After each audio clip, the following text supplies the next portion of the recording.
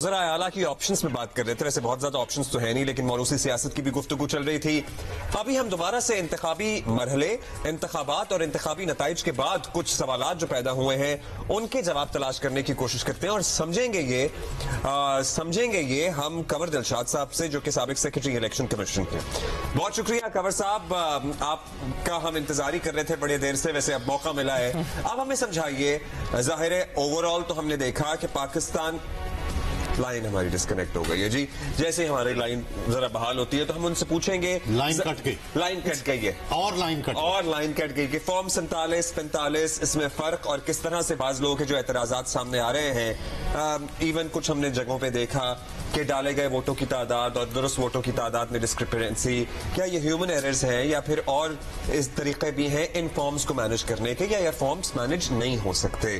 یہ سارا کچھ ہم سمجھنے کی کوشش کریں گے کنور صاحب سے as soon as we connect to him. اصل میں جو سمجھنے کی, ایک عام آدمی کے لیے سمجھنے کی ضرورت ہے نا, جس پہ بہت سنجیدہ سوالات ہیں, غیر معمولی تاخیر ہے. جی بالکل, نتائج میں غیر معمولی تاخیر. مگر ایک جواز تو وہ یہ پیش کر رہے ہیں نا, کیونکہ موبائل فون سروس معطل تھی اور لیکن انہوں نے پہلے کہا تھا بنا کہ 2018 میں تو موبائل سروس نہیں تھی نا, تو سسٹم بیٹھ گیا تھا نا سر. یہاں بھی ویسے ٹیکنیکل ایررز تو آئے تھے بعد میں, جس طرح ہوائی جہاز کی تاخیر میں آتے ہیں.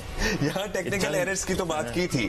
اچھا ویسے سہیل صاحب, اگر ہم اس سارے پروسیس کو اب تقریباً ختم ہو گیا, حکومت سازی کا مرحلہ ہے, ظاہر ہے وہ ایک الگ فیز ہے جس پہ بات ہوگی, لیکن اس انتخابی ایکسرسائز سے پہلے اور اس کے بعد جو ہوا, جو اس دوران ہوا, کیا سبق ہے سیکھنے کے لیے پاکستان کی بڑی سیاسی جماعتوں کے لیے؟ بطور ایک ادنا طالب علم کے سیاست کے سبق ہیں ہم سب کے لیے. لیکن نون کے لیے پہلا سبق ہے کہ آپ ریالٹی ٹچ سے ذرا دور ہیں, اور آپ نے جتنی محنت کرنی چاہیے تھی الیکشن کمپین میں وہ نہیں کی. آپ نے دیر سے الیکشن کمپین شروع کی. آپ وہ اچھا بیانیہ نہیں بنا سکے جس سے کہ آپ کے پاس نئے لوگ آتے, جس سے آپ کے ووٹر ٹرن آؤٹ میں اضافہ ہوتا. آپ ینگ ووٹر کو, نئے ووٹر کو اٹریکٹ نہیں کر سکے.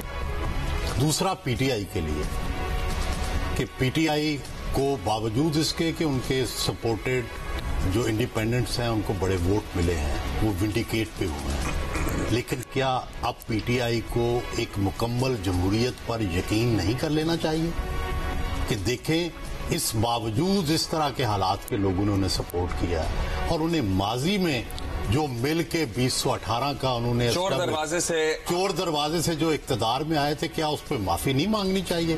کیا انہوں نے میڈیا کے ساتھ جو زیادتیاں کی ہیں, کیا اب وقت نہیں آ گیا کہ اس کی معافی مانگے کہ ہم سے غلطی ہوئی ہے؟ اور ہم اسی طرح ہمارے فائنانشیل ریسورسز پورے میڈیا کے بند کر دیے.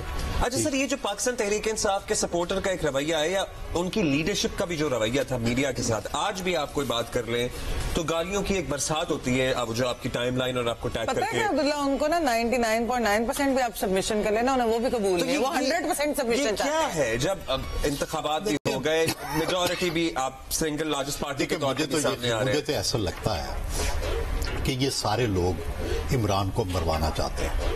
مجھے تو یہ عمران کے دیوانے نہیں, اس کے مروانے والے لگتے ہیں.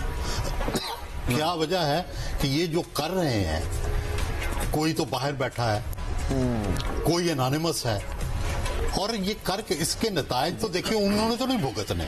وہ جو گالیاں نکالتے ہیں, وہ جو ٹرولنگ کرتے ہیں, وہ جو مشورے دیتے ہیں, اس کے نتائج کون بھگتے گا؟ عمران خان.